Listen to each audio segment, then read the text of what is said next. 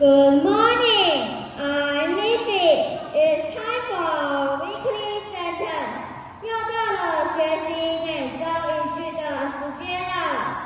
This week's sentence is I like learning English. 我喜欢学习英语。I like learning English. 我喜欢学习英语。Good morning, everyone. Good morning, Teacher Angela. Good morning, guys. How are you today? We are okay.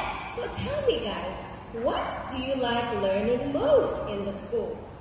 I like learning English, Teacher Angela. Wow, that's amazing. How about you, Livy? I like different things, but I mostly like learning English. That's wonderful to hear. Now, is there any particular reason why you like English? Yes, teacher. I want to be good at speaking English when I'm older.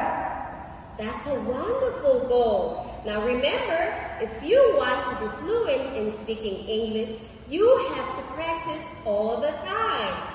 Oh, yes, teacher. That's why I try to talk to my friends in English as much as I can. I also try to speak English with other people. It helps me to speak better. I used to be shy, but speaking English with my friends helps me to be more confident. That's wonderful, everybody. So what's the sentence of the week? I like learning English. Good job. Have a